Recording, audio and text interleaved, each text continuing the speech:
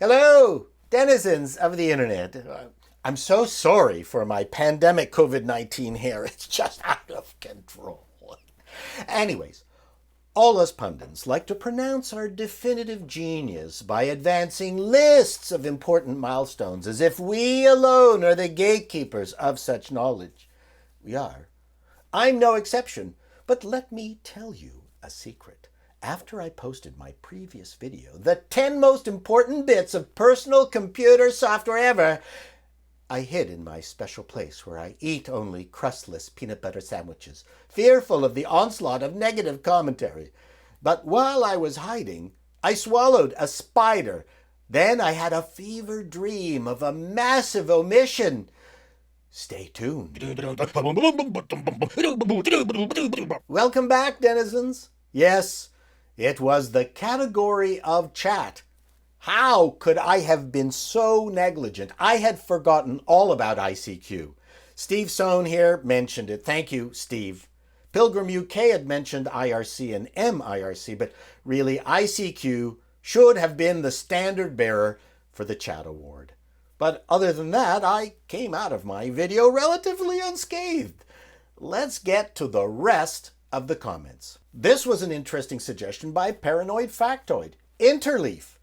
Now, I had only faint memories of Interleaf. It was clearly one of the first desktop publishing applications, but it wasn't live WYSIWYG as I recall. You had to preview it, and it didn't initially run on personal computers. Now, nothing in the computer business is wholly original. What is the saying? Standing on the shoulders of giants. Interleaf had much more finely tuned typesetting options than PageMaker, but who remembers Interleaf? Who remembers PageMaker, for that matter? In fact, most of the groundbreaking applications on my list don't even exist any longer. And what about WYSIWYG? Almost no one today even knows what that means either. It's as if I'm being swallowed up by a black hole of irrelevance.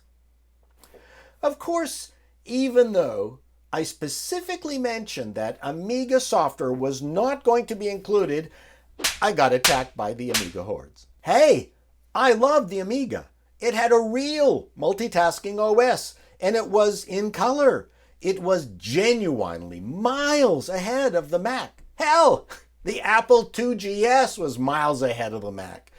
But the thing that killed the Amiga for me was the low resolution screen. Yes, it was great for standard definition video editing because it was perfectly formatted for it. But the giant pixels made it look like a toy. And two, the Mac was better suited for desktop publishing, which was my bag at the time and had a far wider audience than desktop video editing. Curiously, there were several suggestions for PageStream used on the Atari.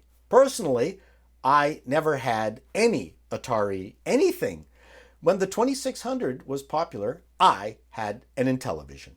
And the Atari 400 had a membrane keyboard, if I recall. Sorry if I missed something groundbreaking on the Atari front, but no one has forgiven Atari for the E.T. game. This one from Alexander. Very good list. I'd like to submit 11A in Acrobat. The PDF has become such a mainstay that it can't be dismissed. I'm not sure that Adobe can control it anymore. By the way, the grotto looks absolutely delicious. Thank you. It took me a while to carve out my suburban paradise. A couple of things on Acrobat. No question about Acrobat Reader's ubiquity. It beat out an impressive field of competitors back in the day to become the standard in digital documents, but it came out in 1993, which made it a bit too late for this list.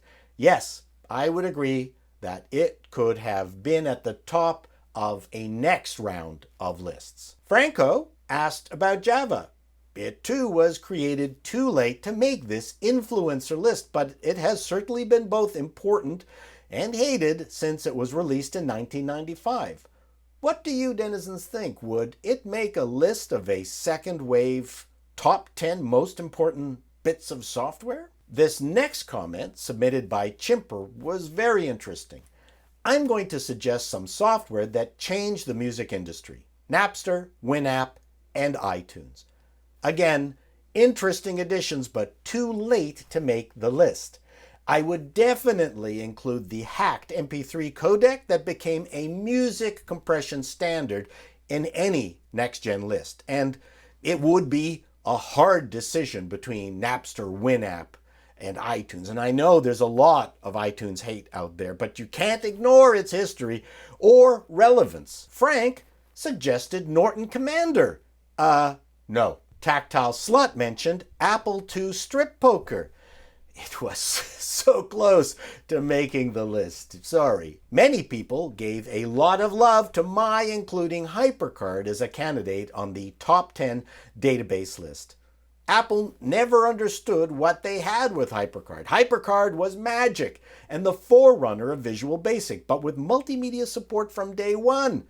Thank you, Abdo. Bill Atkinson, the creator of HyperCard, always regretted that he had never made it networkable. And if he had, HyperCard could well have been the very first web browser. I really enjoyed using PageMaker, Illustrator, Photographer, but I truly loved HyperCard. The only piece of software that I can recall that was inspired by an LSD trip. That'll be it for today. Thank you all for your comments. They were great. Till next time, denizens. What is it, Wancho? Why didn't I include PowerPoint on my list? Oh, you did your dissertation on the end of the universe, the destruction of black holes, and all matter, leaving only massless photons using PowerPoint. But did you use the gradient blue background? Yes? Well, that's why I didn't include PowerPoint. Till next time, denizens, so long.